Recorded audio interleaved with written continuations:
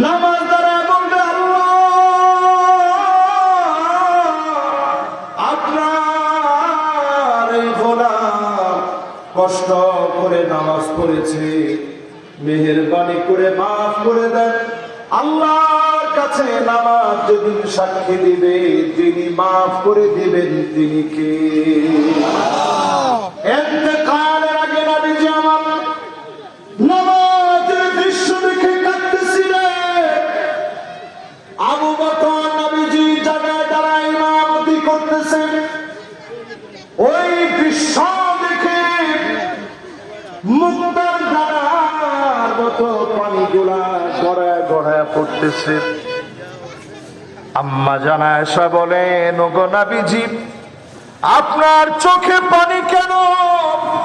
কেন আপনি কাঁদেন? নবীজি বলেন, আয়েশা রে, এই নামাজ পড়তে গিয়ে কাবার চত্বরে ধুড়ি চাপায় দিয়েছে মাথার উপরে, গলার ধরে উঁচা করে ফেলেছে, নামাজ টুকুন পড়তে দেয় নাই। সেই সময় নামাজ ছিল 2 রাকাত করে, নামাজ পড়তে না হয় নাই, নামাজ পড়া অবস্থায় বাধা দিয়েছে। বেশি দিন সময় লাগে নাই, নামাজকে যিনি কায়েম করে দিয়েছেন তিনি কে?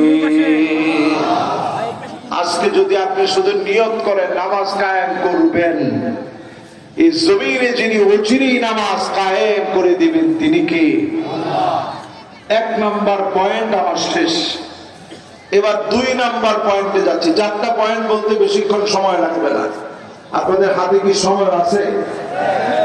আমি সর্বোচ্চ আপনাদেরকে যদি কষ্ট দিতে হয়, ধরে না আধা ঘন্টা থেকে 40 মিনিট আপনাদেরকে একটু কষ্ট দিন। মাশাআল্লাহ, সারা রাত চললে খারাপ হয় না, কি বলে? কিন্তু সারা রাত যারা বললেন শুনবেন, গুনার কাজ করেন না। হাদিসের মধ্যে আসছে, কাতাবাল্লাহু লাহু হাসানাতান কামিলা। পূর্ণ সারা রাত শুনলে যে পরিমাণ সওয়াব হতো, শুধুমাত্র আজকের এই মাহফিলে বসে সামান্য যতটুকু আওয়াজ বন্ধ করে আপনার মাহফিলটা